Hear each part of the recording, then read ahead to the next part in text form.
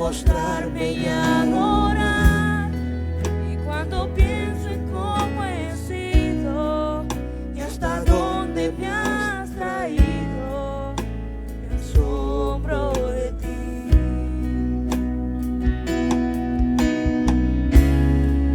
No me quiero conformar.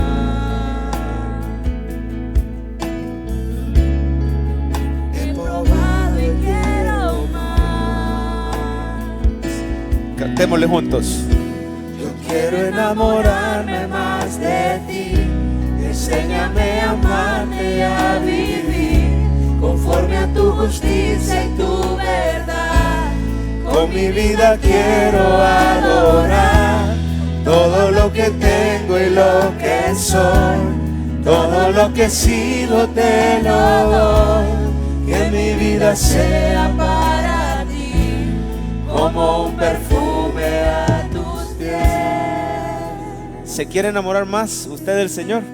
Amén. Él va a responder ese anhelo, esa oración.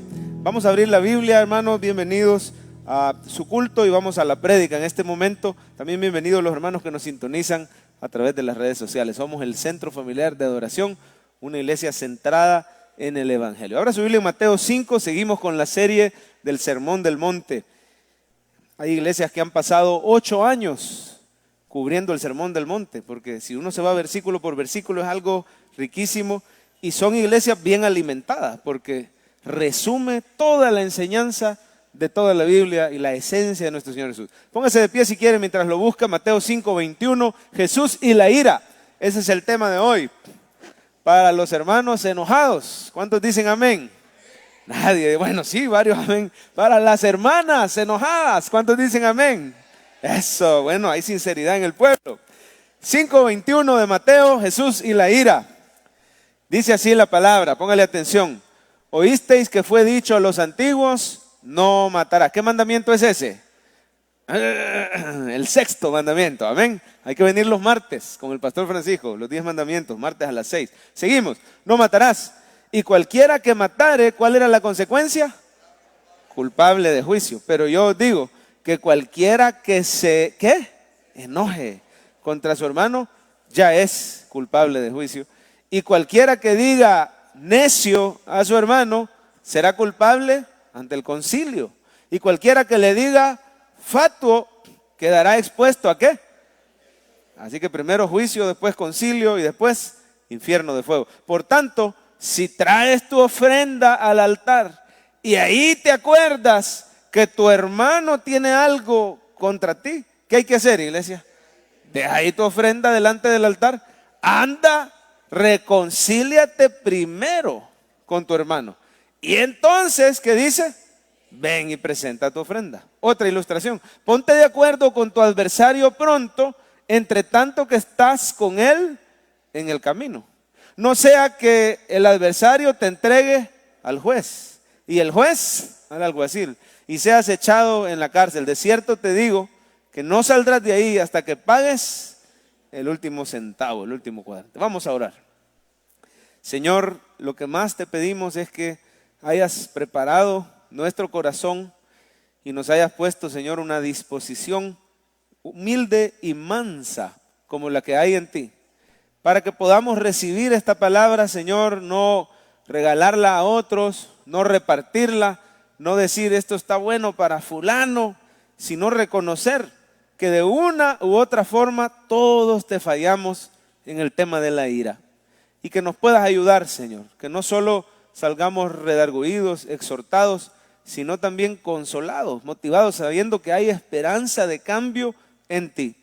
Te amamos y te agradecemos, Señor, porque no nos abandonas a nuestra debilidad, sino con tu palabra nos anuncias esa preciosa obra del Espíritu Santo que es constante en nuestros corazones. Así te pedimos esta mañana, Señor, que hoy mismo obres milagros en nuestro temperamento, en nuestro corazón. Redargúyenos y muéstranos lo que vas a hacer en nosotros. En el nombre de Jesús, y la iglesia dice, amén. Pueden sentarse, hermanos. Miren, hablando en serio, ¿quién será más gritón, el hombre o la mujer? ¿Qué opinan? ¿Quién será más gritón? A ver, ustedes en su casa, ¿quién es más gritón? el hombre o la mujer. Levante la mano, ¿quién cree sinceramente que la mujer es más gritona? Levante la mano. Yo no es que la levanté, sino que yo le dije levante la mano. ¿Quién sinceramente cree que a pesar de todo y contra todo pronóstico, el hombre es más gritón? Levante la mano, ¿usted cree que el hombre es más gritón? Amén. Bueno, ¿están seguros? Oigamos la estadística. En 2009, un hombre ruso llamado Sergei, no sé qué, porque no sé pronunciar el apellido, ganó una competencia mundial de grito. Un hombre ganó la competencia mundial de grito. Él alcanzó, oiga esto, los 116 decibeles en un alarido espeluznante, hermano. Dicen los que estaban presentes que fue un alarido tan superior a los demás competidores que era una cosa que hasta miedo daba. Era un alarido más fuerte. Bueno, 116 decibeles, el ser humano promedio logra gritar, si es bien gritón, logra gritar a 89 decibeles. 116 decibeles es una medida de sonido que anda cerca del motor de un jet, un avión, así de fuerte que no se alcanza a oír lo que uno habla. Así de fuerte fue el grito de este hombre. Pero antes que se alegren las mujeres, porque el hombre perdió, ¿verdad? Porque es el más gritón, el récord mundial de todos los tiempos lo tiene una mujer. A que no adivina en cuánto llegó. Y nadie le ha quitado, ni creo que nadie se lo quite, ¿verdad? 200. Hay alguien que le gritan. No, 129 decibeles la mujer. Por encima del sonido de un tren pasando en un puente, por encima del sonido de un vehículo, de un avión. Ahora, lo curioso es esto, que a Sergei, al hombre ruso, le preguntaron, ¿y usted cómo hizo para desarrollar esa gran habilidad? ¿Siempre la tuvo? No, le dijo, yo era tímido de niño y nunca había descubierto la potencia de mi voz. Lo que pasa es que soy casado por segunda vez. Y no solo eso, sino que tengo 3 hijos, dijo el hombre. Y los 3 hijos son tremendos. Entonces, en la casa, Sergei había desarrollado la capacidad de gritar, más fuerte que un taladro neumático, un hombre gritón. ¿Qué dice Jesús acerca de los gritos en casa? ¿Qué dice Jesús acerca de la ira que nos hace levantar la voz? ¿Qué dice Jesús acerca de los insultos en el lugar de trabajo, en la casa o en la colonia? Hoy vamos a ver esta mañana Jesús y la ira. Ustedes recordarán, hermanos, que veníamos viendo la parte del Sermón del Monte que nos enseñaba que la ley moral aún sigue vigente, ¿verdad? Él decía, no piensen que he venido a abrogar la ley, he venido a cumplir la ley. Pero las buenas nuevas son, hermano, en el nuevo pacto, en el cristianismo, las buenas nuevas no son que ya no hay ley moral. Hay ley moral, pero la buena noticia es esta: Cristo la cumple por nosotros.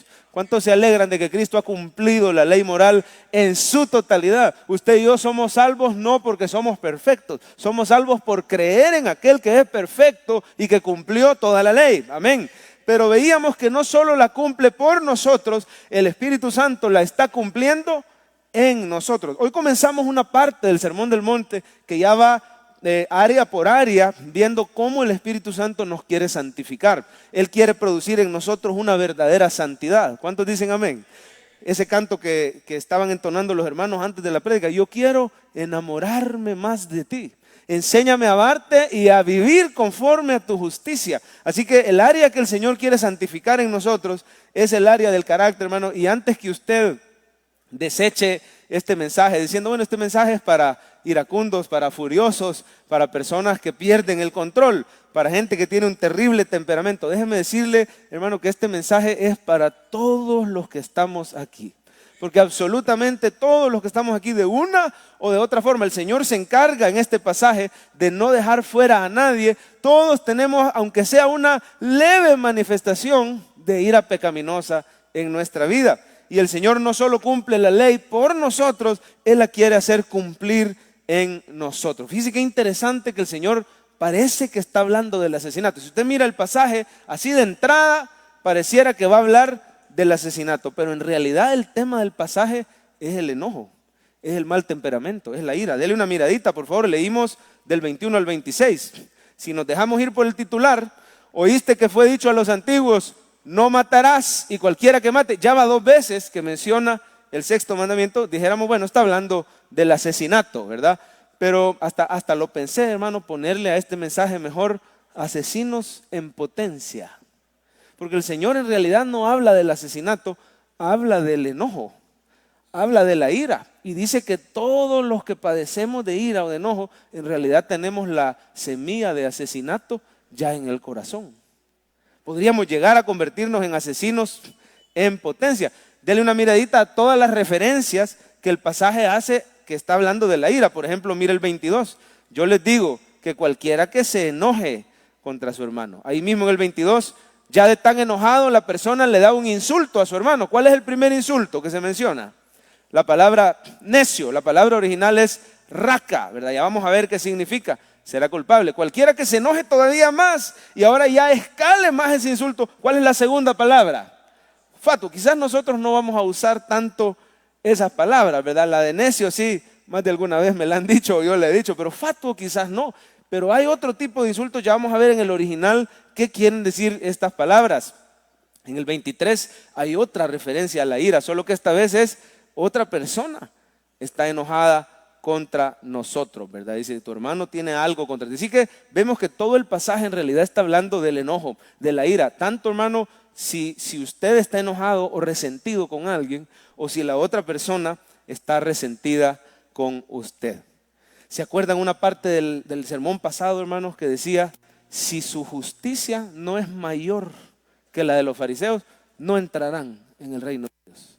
¿Se acuerdan de esa parte? Los fariseos tenían una manera, hermano, de agarrar los mandamientos de Dios y cumplirlos de forma superficial. Pero su corazón estaba lejos de la santidad y de la justicia que Dios quiere ver en sus hijos. Dios quiere producir en usted y en mí un carácter que lo glorifique a Él. Cuando usted y yo perdemos los estribos, cuando usted y yo estallamos, cuando usted y yo estamos llenos en nuestro corazón de algunas cosas que vamos a ver en este pasaje, no glorificamos a Dios. La semilla del asesinato puede que esté ya en nuestro corazón.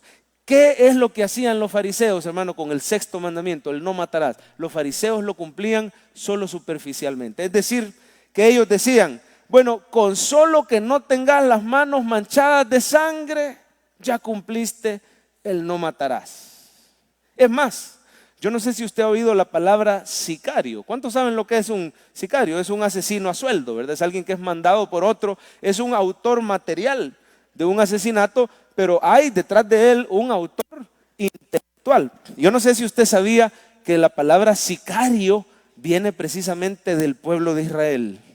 Ellos usaban una cuchilla curva que se escondía debajo de la túnica. Habían israelitas que odiaban la ocupación romana. Ellos resentían que Roma fuera tan dura con ellos, tan despiadada, que los hubiera conquistado, colonizado, ¿verdad? Y entonces los tenían sometidos. Estos sicarios eran judíos, entre los cuales ciertamente habían fariseos, habían saduceos. Y estos sicarios eran personas que andaban la sica, que era esa cuchilla escondida en la túnica, y asesinaban a los romanos cada vez que tenían la oportunidad.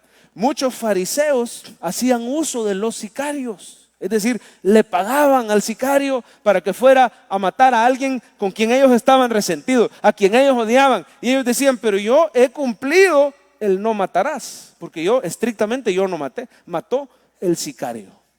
El problema, hermano, es que no se puede engañar al Señor. Amén.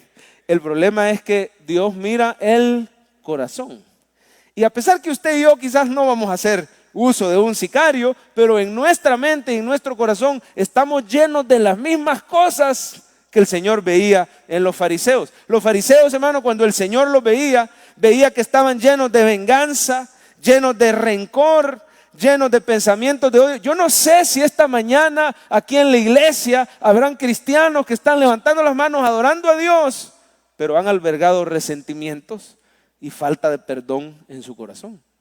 Yo no sé si habrán cristianos que hasta han llegado a albergar odio y creen que es justo sentir odio porque les han hecho grandes injusticias.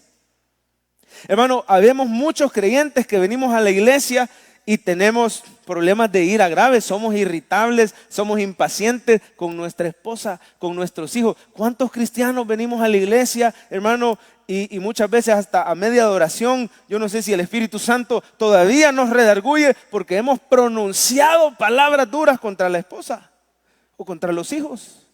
Palabras como insultos, malas palabras entre cristianos.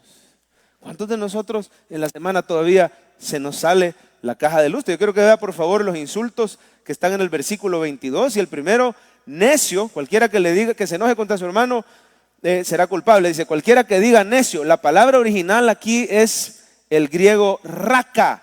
Es un insulto a la inteligencia.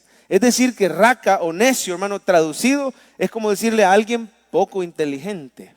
¿Cuántas veces usted y yo ya enojados, por no decir otra palabra, ya hemos llegado a decirle a alguien tonto? Y no me voy a descoser mucho aquí, ¿verdad? Porque la idea no es darles clases, ¿verdad? Porque en eso ya son expertos ustedes. ¿Cuántas veces le hemos dicho idiota, le hemos dicho bruto, o una palabra bien salvadoreña? Pasmado. Yo tengo algunos jóvenes que hace algún tiempo yo pastoreé cuando fui pastor de jóvenes, y me acuerdo que el saludo, entre ellos no se saludaban por su nombre, se saludaban, perdóneme la palabra, lo digo con respeto, perdóneme el francés y el griego, pero se saludaban, ¿qué ondas? Maje. Y maje aquí, y maje allá. Quizás ahí la intención no es mala, pero el punto es estamos tan acostumbrados al insulto, a la injuria, a las malas palabras, y luego nos ponemos una apariencia. Eso es lo que el Señor quiere evitar, que pongamos una apariencia farisea de piedad y de santidad, porque aquí no las decís. Digo yo que aquí no las decís, ¿verdad? Pero allá afuera, en el carro, antes de entrar y al nomás salir, ¿cómo tratás a tu esposa? ¿Cómo tratás a tu hijo? Es que la justicia y santidad verdaderas que el Señor quiere producir son, hermano, que de verdad el corazón sea transformado, sea incomodado por el uso de estas palabras. La segunda palabra es un poco más fuerte. Es un insulto al carácter. La primera es raka, es un insulto a la inteligencia. La segunda es more.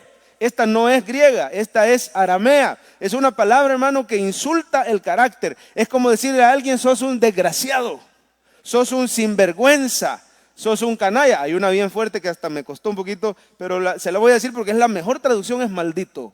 Cuando usted le dice a alguien, sos un maldito, un sinvergüenza, un desgraciado, un canalla. Estas palabras o otras similares en la misma línea, los cristianos las estamos pronunciando para herir al prójimo, para herir a otros. Y el Señor Jesús veía esto en el corazón. Otros no las decimos, pero las pensamos.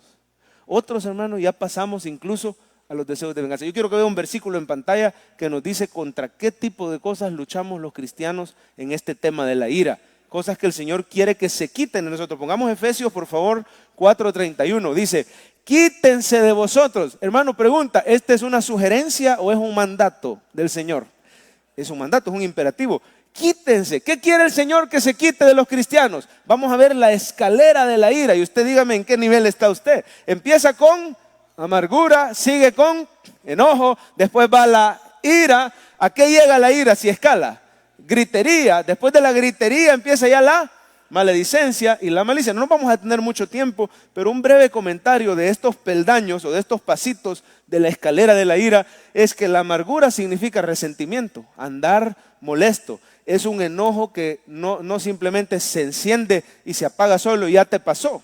Muchas veces los niños son así, usted los ve que se pelean y al ratito se están abrazando y ya se les olvidó, pero el adulto tiende a desarrollar más ese resentimiento, esa amargura. Si la amargura no se trata, hermano, una persona se vuelve enojada, es una persona ya irritable, ya reconocida porque estalla frecuentemente, pero son pequeños estallidos durante el día. Cuando ya la persona pasa de nivel, ya es una ira duradera, ya la persona se vuelve bien explosiva. La ira es un carácter explosivo, ya no es un enojo normal. Ahora, si eso sigue, hermano, la persona se acostumbra a levantar la voz. ¿Cuántas veces nosotros somos reconocidos en el trabajo o en la colonia como gritones? ¿Cuántas veces los vecinos habrán oído por la pared los gritos en nuestra casa? Y damos mal testimonio. Recuerde, el Señor ya cumplió la ley por nosotros. Aún los que tienen peor carácter, el Señor ya pagó con su sangre por nosotros. Pero la muestra que de verdad eres creyente es que te incomodas y no te acomodas al mal carácter. ¿Cuántas veces esos gritos, hermano, y ese levantarse la voz a los hijos, a los subalternos, ya se vuelve en insultos y en malas palabras? Sepamos, hermano, que a Dios no le da igual nuestro mal carácter, sino que Dios está diciendo, quítense de ustedes estas cosas porque no glorifican a Dios. Cualquiera que mantiene estas cosas va a tener graves consecuencias. Ya las vamos a ver, que las menciona el pasaje. Pero siguiendo entonces, hermano, de la gritería pasa a las malas palabras. Esas son la maledicencia y la malicia, aunque no parezca, es la peor de todas, porque culturalmente nosotros usamos la malicia como algo sano, ¿verdad? Decimos, este cipote ya está rebajando porque ya le entró la malicia, dicen, pero no es a esa malicia a la que se refiere. Ahí el original significa una persona malintencionada, como serpiente. Una persona malintencionada. Una persona que ya es calculadora, sigilosa, porque tiene planes de vengarse. Ya está diciendo, esto no se queda así, yo me voy a vengar. Amén, hermanos. ¿Cuántas veces como cristianos venimos y estamos con todas estas cosas en nuestro corazón? Dios quiere que sepas que es grave. La ira es un problema grave. Hágame un favor y diga, es grave. Dígale a la persona que tiene la par, despiértela y dígale, es grave. ¿Qué tan grave? Mire 1 Juan 3:15, ahí en pantalla. Todo aquel que aborrece a su hermano, póngale atención a las palabras. Todo el que aborrece a su hermano, ¿qué dice? Es homicida. ¿Sabe qué imagen tenía en mente el apóstol Juan? Estaba pensando en Caín y Abel. Todo el que aborrece a su hermano es asesino en potencia. Tal vez no se atreve a hacer algo porque no es por santidad. Es por amor propio, porque no quiere ir a la cárcel, no quiere arruinar su reputación en la sociedad, tiene todavía la obra del Espíritu. Pero muchos de nosotros, hermanos, si tuviéramos un arma, ¿quién quita? Y ya hubiéramos cometido una locura por algo tan sencillo como el tráfico. Por algo, hay personas tan iracundas aquí, que aún porque no le dieron pasada en el carril, son capaces de sacar la caja de luces en el tráfico. Está fallando un poquito la edema, yo no sé si las baterías, pero quisiera tener el otro micrófono, por si las dudas. Así que muchos de nosotros, y no estoy enojado por el micrófono, pero muchos, era una ilustración, hermano. Muchos de nosotros somos así, hermano, perdóneme el buen salvadoreño, pero por cositas, no sé si me entiende la palabra salvadoreño, nos enojamos por, perdóneme hermano, la voy a decir, hay unos de ustedes aquí que se enojan por babosadas. ¿Cuántos dicen amén? Y están ofendiendo al Señor por cositas que no vale la pena. Y aunque se enoje porque dije babosadas, Dios está tratando con usted. Yo quiero que usted vea algo. Las consecuencias son graves de la ira. Es grave, dice, es homicida. ¿Sabéis que ningún homicida tiene vida eterna permanente en él? A mí me mareé, la primera vez que leí esas palabritas. Vida eterna permanente. ¿O es eterna o es permanente? Pero ¿qué está queriendo decir el apóstol Juan? Y al ver los comentarios, hermano, él dice, hay personas que creían, porque la vida o es eterna o es permanente, ¿verdad? Si tienes vida eterna, entonces ya no la puedes perder. Pero dice el comentarista, hay personas que creían que tenían vida eterna, pero resultó que no permanecieron en el Señor, no eran verdaderos creyentes. Quiere decir, hermano, que si el cristiano es verdaderamente dominado por la ira, esa es prueba que el Espíritu Santo no mora en él. Tiene que haber un poquito de fruto del Espíritu. Tendría que haber muestras de que sos cristiano, dominio propio, ¿verdad? Todo el que aborrece, si llegas a odiar y no eres capaz de manejar ese odio, ese resentimiento, ese enojo, o no haces nada, bien podría ser evidencia que no hemos nacido de nuevo. No es que si nos enojamos ya la regamos, ¿verdad? Pero sí las consecuencias podrían ser graves. Volviendo al pasaje de Jesús de Mateo, mírelo por favor, y las 3 consecuencias mencionadas, dice, cualquiera que se enoje es culpable de juicio. El juicio era una pequeña corte local, compuesta más o menos por unas 23 personas, y normalmente solo atendían, delitos menores o delitos comunes. Ellos podían azotar a la persona. Está hablando de consecuencias sencillas, aunque ya dolorosas, ya molestas. Yo sé que en la vida de los iracundos aquí ya se han arrepentido de palabras que han dicho al calor de la ira, ¿o no? ¿Cuántos lamentan? No levanten la mano, pero ¿cuántos de los que estamos aquí lamentamos haber herido, haber matado con palabras? Cosas que dejan heridas permanentes. La segunda consecuencia, dice, será culpable ante el concilio. Hermano, aquí ya se refiere a un juzgado mayor, el Sanedrín. El juzgado principal en Jerusalén, compuesto por 71 ancianos, si no me equivoco, 72, algo así, pero ya se considera que es un juicio divino. hay consecuencias mayores si no controlamos la ira. Y al final, la última consecuencia podría ser que descubramos que la persona no era salva. Dice, quedará expuesto al infierno de fuego. Es grave, hermano. Lo que el Señor quiere es despertarnos a la realidad que el verdadero creyente debe de crecer en santidad y en justicia de su carácter, en amor al prójimo, en paciencia. Así que eso es lo que hemos visto esta mañana, hermano, que la ira es grave, que Dios quiere que tomemos acción inmediata, que no nos acomodemos. Y vamos a ver en pantalla la frase, Jesús quiere darte victoria sobre la ira. Léala conmigo, Jesús quiere darte victoria sobre la ira. Dígasela a su vecino, por favor, Jesús quiere darte victoria sobre la ira.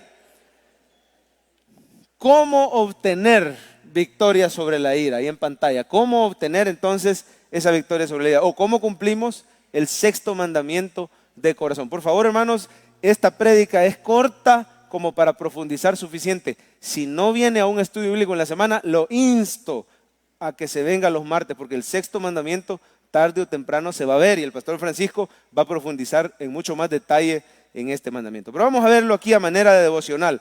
¿Cómo obtengo esa victoria? Número 1, llénese del Espíritu Santo cada mañana. Hermano lindo, lo cierto es que sin el Espíritu Santo usted y yo no la hacemos. No la hacemos contra el enojo, no la hacemos contra el mal carácter, no la hacemos contra la ira, la explosividad, los insultos. ¿Cuántos de nosotros decimos, nos justificamos diciendo que yo no soy explosivo, yo no soy iracundo, yo no soy enojado, pero lo que haces es tragarte la ira y no explotar, decir vos que no sos enojado, pero en el fondo las cosas te molestan y te la tragás por no pelear, pero te está afectando tu salud, te está afectando tu relación con Dios y al final te afecta tu relación con el prójimo, porque lo que haces es, en vez de amar al prójimo, perdonarlo o corregirlo como la Biblia nos manda, tarde o temprano lo que haces es apartarte de la persona y te vas quedando solo, te vas aislando. Además puede llevarnos a explotar contra esa persona.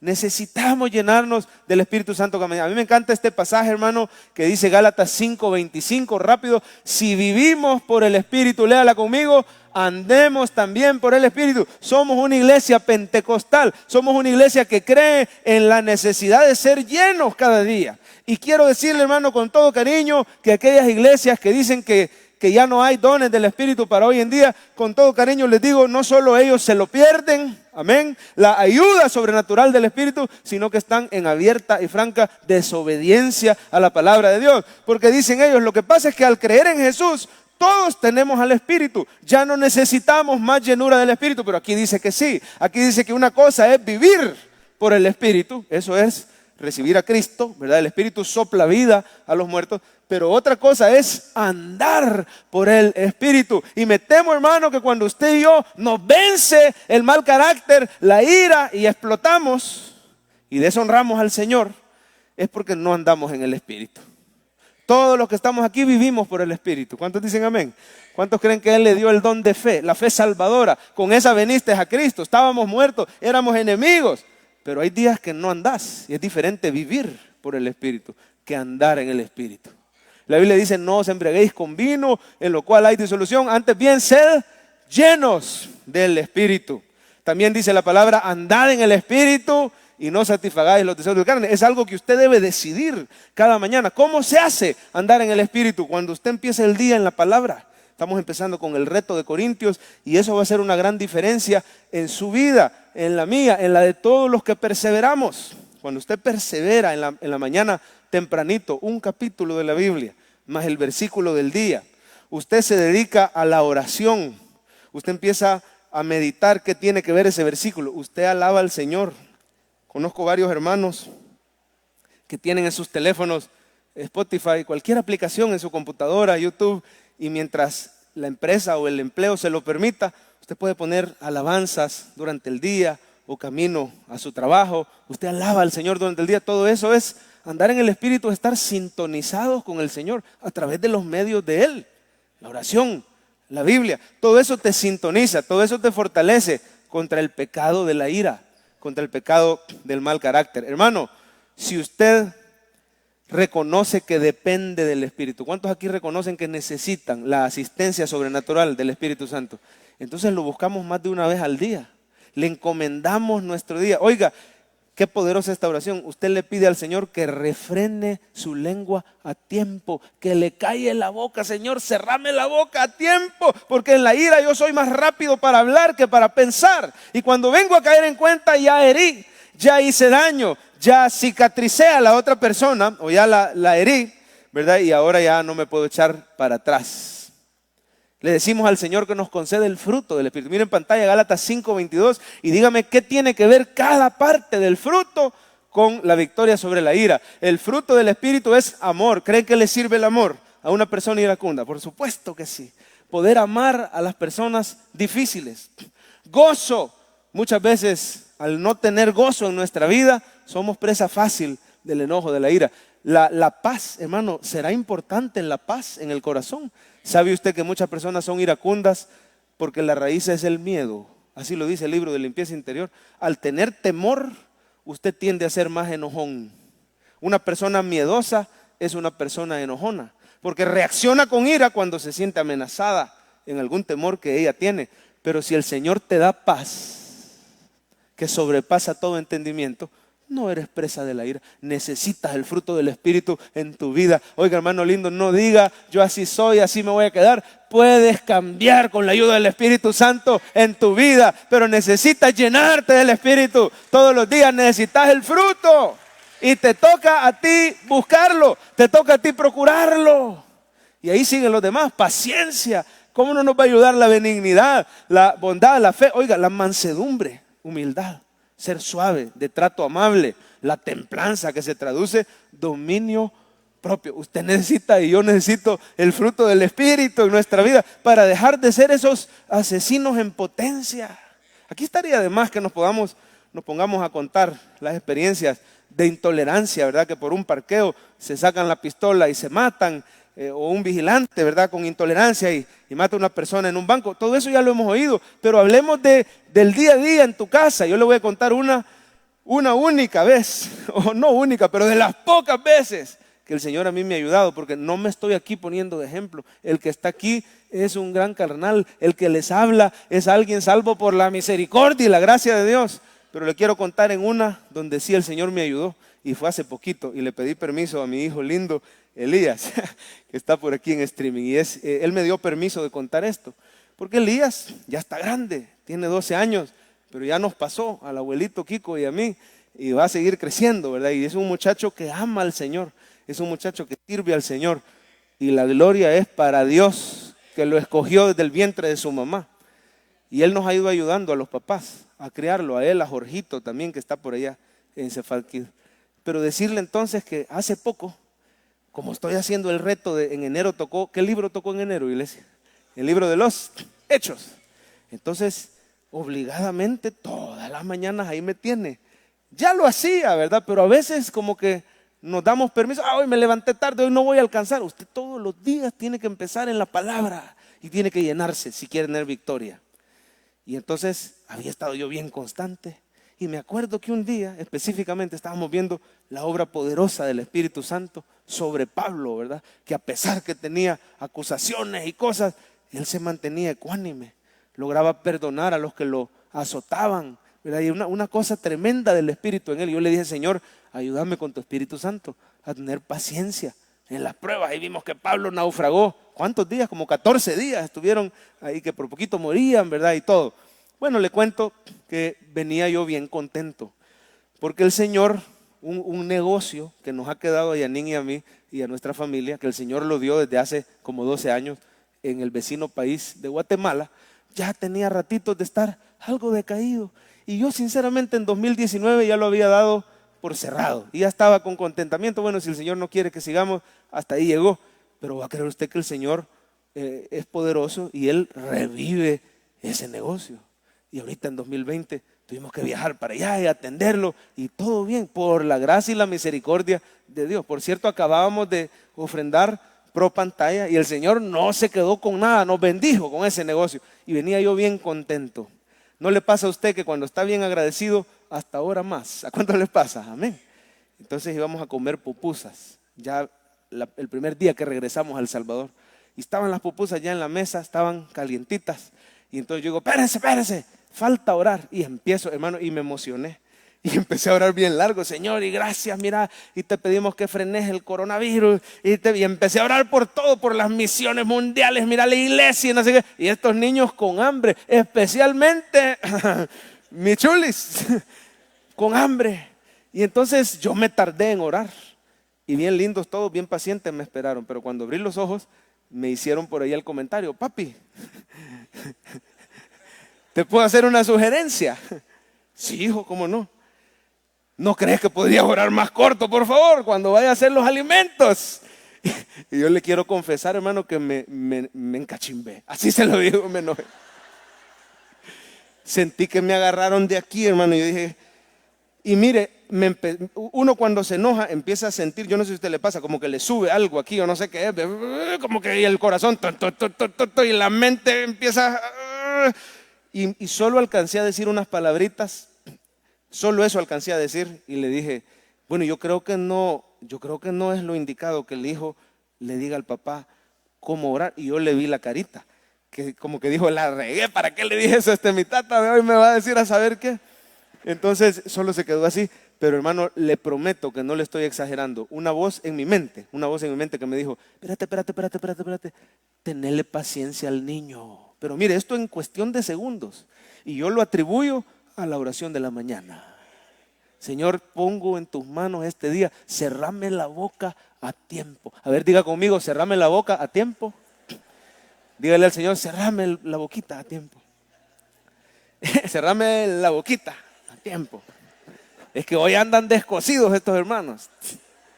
Y decirle que me cerró la boca a tiempo. Antes de decir más palabras, ya la esposita se preparaba porque la pobre esposita se incomoda, ve a ver al hijo peleando con el papá, lo que sea, eso así es. Y la esposita solo dijo, híjole, este Chele, ¿para qué dijo eso? Yo sé, no me lo dijo, pero yo lo sé.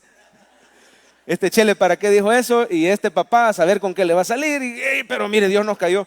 Y solo le dije, pero ¿sabe lo que me recordó el Señor? Que no te acordás que el niño te dijo en el carro que venía con dolor de cabeza y que tenía hambre. Y vos te pones a orar por las naciones, dale gracias al Señor por las pupusas y comé. Y ahorita cállate, ya no le digas nada. Y todavía me acuerdo que solo le logré poner la mano, porque él se sienta a la par mía. Le logré poner la mano en el hombro y lo apreté, no mentira. y le dije, tenés razón, Chelito. Oiga, hermano, yo veía que mi esposa me veía como incrédula, como diciendo, ¿desde cuándo vos tan paciente? ¿Verdad? Tenés razón, mi Chelito. Voy a tratar de cambiar. ¿Cuántas heridas les hemos hecho al corazoncito de los hijos, al calor de la ira pecaminosa? Y el Señor es poderoso y precioso porque tenemos hijos perdonadores, que te dan el abrazo cuando llegas, a pesar que nos merecemos que ni nos quieran llegar a recibir, pero nos perdonan y nos aman. Pero Dios te dice, yo quiero glorificarme en tu vida, que tus hijos puedan decir, ¿cómo ha cambiado mi papá? Dios lo ha cambiado, Dios lo ha tocado, lo está haciendo más como Jesús. Solo el Espíritu Santo. Número 2, ¿cómo puedo vencer el problema de la ira? ¿Cómo cumplo de verdad el sexto mandamiento? Aprenda a perdonar sin que le pidan perdón. Y muchos de nosotros ahí estamos esperando que la gente venga y nos pida perdón. Pero no va a suceder. Y si sucede, gloria a Dios. Pero usted y yo no podemos depender de las personas. Tenemos que ser como Jesús, que dijo, perdónales, porque no saben. Yo le quiero preguntar, ¿alguien le pidió perdón a Jesús? ¿Llegó acaso el centurión a expresarle, perdonanos, de verdad eras hijo de Dios? El único que le pidió perdón fue el ladrón que estaba a la par. Y le dijo, acordate de nosotros, sin causa estás padeciendo. Pero hermano, eso lo dijo cuando ya Jesús había dicho, perdónalos, porque no saben lo que hacen. Y el primer fruto de conversión fue ese mañoso que estaba a la par. Pero tenemos que aprender a perdonar. Mire cómo dice Marcos 11:25, lo dice bien claro. A usted y a mí nos toca perdonar. Rapidito, por favor. Dice, cuando estéis orando, perdonad si tenéis algo contra alguno, para que también vuestro Padre que está en los cielos os perdone a vosotros. Mire, en Mateo Jesús decía, si estás orando y te acuerdas que alguien tiene algo contra ti, ahí sí te va a tocar ir a buscar. Pero aquí es otra escena. Aquí estás orando y aquí tú tienes algo contra alguien. No te dice anda a buscarlo, te dice ahí donde estás, perdonalo. ¿Por qué? Porque te va a estorbar la oración. Te estorba la comunión con Dios. No puedes orar si estás enojado. No puedes orar si estás todo resentido. Estorba hasta la adoración. No la das sincera, con un corazón puro. Pero muchos de nosotros, hermanos, ya nos acostumbramos. Oiga esto, hay cristianos adictos al resentimiento. Es un ambiente tóxico que produce cáncer, que enferma. Pero estamos tan acostumbrados al resentimiento, al odio, a venir a otro culto para evadir al hermano que me cae mal. Estamos tan acostumbrados a un corazón con envidia, con orgullo, con rencor. Dios quiere regalarnos una limpieza interior, que puedas, hermano, ahí en la oración tratar estos temas y que Dios nos dé victoria. La mayoría de veces la va a dar solo con orar por esa persona y empezar a pedirle al Señor esa victoria. En mi juventud me tocó ir a estudiar a Durango, México. Es un pueblo del norte de México donde se da mucho la minería y la explotación de metales preciosos. Pero en ese proceso muchas veces se contamina el agua. Yo me acuerdo que al nomás llegué a Durango, todavía no conocía a Yanín. Es el viaje que ya les he contado, donde me atropellaron y regresé solo a conocer a Yanín, ¿verdad? Pero antes de conocer a Yanín, yo me acuerdo que en el 2000 llegué a Durango y lo primero que me llamó la atención es que la gente tenía unas manchas bien notorias en sus dientes. Todas las personas, unas manchas sumamente notorias. Hermano, yo hasta le decía hace poco a mi esposa, con mucho respeto, le decía, mira, habían muchachas guapas, arregladas, bien vestidas y con unas grandes manchas anaranjadas. Pero no le digo los dientes un poquito amarillos, no, manchas color marrón, así notorias en todos los dientes. Y me llamó la atención y poco a poco me di cuenta que resulta que el agua de Durango, y esto es notorio y es público, el agua de Durango está intoxicada gravemente con metales pesados como el arsénico, un metal venenoso. Un salvadoreño va allá, por más que el agua aquí dicen que sale chuca, ¿verdad? Y ahí están con eso, pero no tiene metales pesados, ¿verdad? El agua de allá tiene arsénico. Uno como salvadoreño va allá y se pega una gran enfermada. Bueno, ese viaje fue caótico, ¿verdad? Me enfermé del estómago, me atropellaron, todo con tal de regresarme y conocer a Yanín, ¿verdad? Esa era la voluntad de Dios. Pero le contaba esto, hermano, porque estas personas ya no se enferman. Los de Durango ya no se enferman. Ya están acostumbrados al ambiente tóxico. Creen que es normal vivir así y sin embargo les produce tumores, les produce cáncer y un montón de cosas. Hace poco supe que ya estaban en planes de tratar el agua y eliminar todo eso. ¿Cuántos de nosotros ya estamos acostumbrados al ambiente del resentimiento? Y andamos ahí las grandes manchas, las grandes heridas en el alma por no tratar, pero estorba la relación con Dios. Mire cómo dice Isaías 1, una de las cargas que Dios le hacía al pueblo de Israel. Cuando extiendan sus manos, yo esconderé de ustedes mi rostro, mis ojos, dice. Asimismo, cuando multipliquen la oración, yo no oiré. ¿Por qué? Llenas están de sangre sus manos. Pero mire qué quiere el Señor. Lavaos y limpiaos. Quitad la iniquidad de vuestras obras. Dejar de hacer lo malo, aprender a hacer el bien. Mire esto, buscad el juicio. Restituid el agraviado. Vaya el 18. Venid luego, dice Jehová, y estemos a cuentas. ¿Qué nos dice el Señor hoy? Que usted y yo tenemos que buscar tener cuentas cortas cuando estamos enojados con las personas.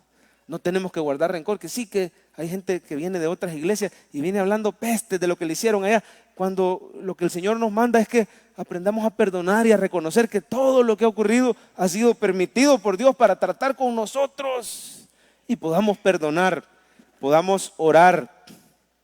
Dicen que un señor, y ya se me fue el tiempo, tengo que correr, un señor llamado Rockefeller, apellido Rockefeller, dueño de la Standard Oil Company, mandó a llamar a un ejecutivo suyo que por una mala decisión de ese ejecutivo había perdido $2 millones en tiempos cuando eso era muchísimo más dinero que hoy. Y lo mandaron a llamar y este empleado cuenta que al entrar a la gran oficina del magnate tenía terror porque este hombre tenía fama de despiadado y de enojado, ¿verdad? Pero dice que para sorpresa de él lo encontró con un papelito y con un lápiz y tenía el apellido de él, del empleado, en el papelito. Y abajo el señor Rockefeller había escrito un montón de cosas.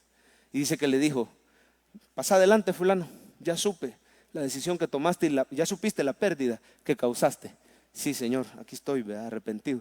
Y dice que le dijo, yo tengo esta técnica cuando voy a reprender a alguien, cuando estoy enojado con alguien. Y aquí he puesto tu nombre, le dijo.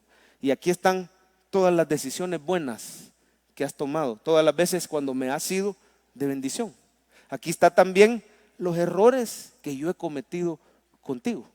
Esto a mí me da objetividad para saber si nosotros hemos fallado o para poder ver de verdad, sin pasión, cuál ha sido tu error. Así que sentate, vamos a platicar. Dice que le sorprendió, no le salió enojado, pudieron platicar. Hermanos, si un impío, si un hombre que ama el dinero puede utilizar técnicas que están en la palabra de Dios, ¿cómo usted y yo no nos podemos sentar en oración? Oiga, aquí está la victoria.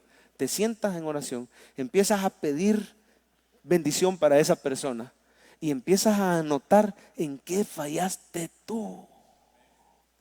Empiezas a notar cómo tú, tal vez sin darte cuenta, fuiste egoísta, fuiste orgulloso, fuiste soberbio, tal vez lo provocaste. Cuando hacemos un autoexamen y le pedimos al Señor, entonces va a ser mucho más fácil perdonar sin que te pidan perdón. Por el tiempo voy a saltearme un poco de material aquí y vamos a la última. Voy a pedir que pasen ya los hermanos de la música y vamos a la tercera, hermano. La tercera es esta: busque con afán la reconciliación. ¿Cómo la tenemos que buscar? La reconciliación con afán. Eso nos lo dice el pasaje de Jesús. Si traes tu ofrenda al altar y te acuerdas que tu hermano está enojado contigo, ese es diferente, deja ahí tu ofrenda. Oiga, lo normal fuera que dijera, no te preocupes, entrega tu ofrenda, entrega tu donativo, haz el sacrificio del animalito, qué sé yo, porque ya llegaste hasta ahí con un animal, ¿verdad? Y pues después te podés ir a arreglar. Pero hermano, es tan urgente el reconciliarse, el no dejar que la cosa avance, que ahí tenemos que dejar a medias la adoración. ¿Sabe lo que quiere el Señor? Que mejor, en vez de estar planeando grandeza, me voy a meter a servir, voy a hacer esto, voy a hacer lo otro. Arreglate con tu familia. Y eso es lo más grande que puedes hacer, y después Dios te va a dar esos grandes planes de servir y de agradar al Señor. Amén. Lo más agradable que puedes hacer hoy es ir a reconciliarte con el que estás peleado. Es urgente. Otro que nos dice que es urgente, el 25, ponete de acuerdo con tu adversario pronto mientras vas en el camino. Es como que fueran dos personas enemigas caminando a donde el juez, y le dice, mira, antes que llegues al juicio, mejor conciliar por fuera. Arreglate, porque al llegar ahí puede que sea demasiado tarde. ¿Qué nos quiere decir la Biblia? No se ponga el sol sobre vuestro enojo, ni deis lugar al diablo. A usted le toca tomar la iniciativa. Pero si yo no soy el que está enojado, pero usted es el cristiano, se supone que usted es el cristiano. Aunque se acuerde que el otro tiene algo contra mí, yo tengo que ser el que lo ande taloneando, del griego talonis. No, mentira. Pero si uno lo dice serio, la gente le cree, ¿verdad? Taloneando. ¿Sabe qué? Así me andaba taloneando a mí un empleado en mis tiempos, en mi primer trabajo, que estuve debajo del gerente general. Yo era como el subgerente. Y un día que llegué, desde la portería me dijeron, ya habló con usted don Tancho, un ancianito llamado Tránsito, empleado de años de la iglesia, de la empresa. Ya habló con usted don Tancho. Don Tancho lo anda buscando. Me había dejado recado don Tancho. Me andaba taloneando. No ha hablado conmigo, ya lo voy a buscar. Llegué y mi secretaria lo mismo. Ya habló con usted don Tancho. Lo anda buscando don Tancho. Me andaba, mire, hágale así por favor. Me andaba taloneando. No me daba agua. Cuando ya me iba, venía corriendo, adivine quién. Don Tancho. Javier, que no le dieron mi recado. Como no, pero no te vi. Mire, quería un préstamo. Y gracias a Dios en ese momento se le pudo ayudar. Si cuando algo nos interesa somos capaces de talonear, la Biblia dice que andemos taloneando a aquel con el que hay clavo, porque a ti y a mí nos interesa ponernos en paz con esa otra persona. Necesitamos, hermano, crecer en santidad en nuestro carácter. El Señor Jesús nos las quiere regalar. Vamos a cerrar nuestros ojos un momento y digámosle, pues tú glorioso eres, Señor, y tu nombre es digno de alabar. Haz mi corazón, dígale, haz mi corazón puro y santo ante ti. Yo te adoro. Yo te adoro con todo. Póngase de pie, iglesia. Vamos a decirle nuevamente, pues tú glorioso. Pues tú glorioso eres, Señor, y tu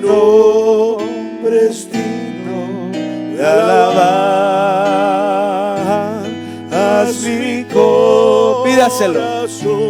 puro y santo ante ti. Yo te adoro. Yo te adoro con todo mi corazón. Cierre sus ojos y hable con Dios. Dígale, ayúdame a tomar decisiones basadas en esta prédica, decisiones concretas. Dígale, Señor, quiero buscarte todos los días, a andar, vivir y andar por el Espíritu. Ayúdame a ser constante con el reto de febrero, con la oración, en los cultos, en el life group, para andar así lleno de ti. Ayúdame, Señor, perdóname. Gracias, dígale gracias por tu perdón. Gracias por el perdón de mi familia. Gracias por el perdón de mis compañeros de trabajo, subalternos, todos los que han sufrido a manos de ese mal carácter, de esa ira pecaminosa. Pero gracias porque eres bueno. Gracias, Señor. El joven como el viejo, todos pueden cambiar con la ayuda de... El mensaje ha terminado. Soy el pastor Javier Carrá. No es casualidad que usted esté viendo este video. Si Dios le ha hablado a su vida a través de esta prédica, quiero invitarle a que ponga su fe en Jesucristo. La Biblia dice que Dios es santo y que todos nosotros somos pecadores y estábamos separados de Él. Pero Dios en su gran amor envió a su Hijo Jesucristo para que todo aquel que en Él cree no se pierda, mas tenga vida eterna. Dice la Biblia, si confesares con tu boca que Jesús es el Señor y creyeres en tu corazón que Jehová le levantó de los muertos, serás salvo. También dice, todo aquel que invocare el nombre del Señor será salvo. Quiero invitarte a que puedas seguir esta oración, te voy a dirigir, pero lo más importante no es tanto que repitas, sino que la hagas de todo corazón. Señor Jesús, creo que eres Dios y que moriste por mí en la cruz del Calvario. Reconozco que soy pecador y entiendo que necesito tu perdón.